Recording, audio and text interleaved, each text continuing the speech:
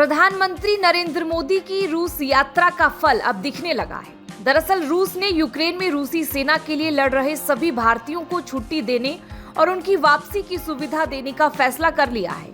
प्रधानमंत्री नरेंद्र मोदी की मॉस्को यात्रा के दौरान हासिल की गई यह एक बड़ी सफलता है।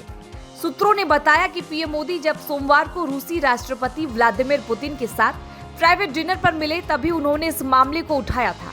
उनके इस बात को राष्ट्रपति पुतिन भी मान गए और इस तरह रूसी सेना में फंसे भारतीय युवाओं की वापसी सुनिश्चित हो सके। दरअसल कई भारतीय युवा अच्छी नौकरी के झांसे में आकर रूस सेना में फंस गए और इस यूक्रेन युद्ध में रूस की तरफ से मैदाने जंग में लड़ रहे हैं। उन भारतीयों की दुर्दशा नई दिल्ली के लिए बड़ी चिंता का विषय है और भारतीय विदेश मंत्रालय भी रूस के सामने लगातार यह मुद्दा उठा रहा है। हालांकि अब पीएम मोदी की रूस यात्रा ने इस मुश्किल काम को अंजाम पर पहुंचा दिया और अब ये सभी भारतीय जल्द ही घर वापस लौटकर सुकून की सांस ले सकेंगे। बता दें कि रूस की अपनी आबादी बेहद कम है और इस कारण वह जंग के दौरान अपनी सेना में दूसरे देशों के नागरिकों को भी भर्ती करता है और धोखेबाजों ने इसी का फायदा उठाकर कई भारतीयों को भी वहां फंसा दिया। अच्छी नौकरी की ख्वाब संजोए विदेश गए ये भारतीय जब रूस पहुंचे तो हकीकत जानकर उनके पैरों तले जमीन खिसक गई। उन्हें वहां यूक्रेन जंग में रूसी सेना की तरफ से लड़ने के लिए भी मजबूर किया गया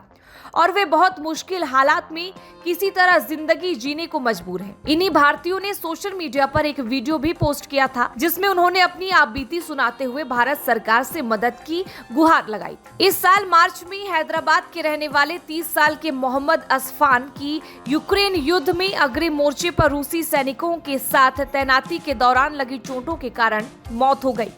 वहीं इससे पहले फरवरी में सूरत निवासी 23 वर्षीय हेमल अश्विन भाई मंगुआ दोनेत्स्क क्षेत्र में सुरक्षा सहायक के रूप में तैनाती के दौरान यूक्रेन के हवाई हमले की चपेट में आ गए थे जिससे उनकी मौत हो गई।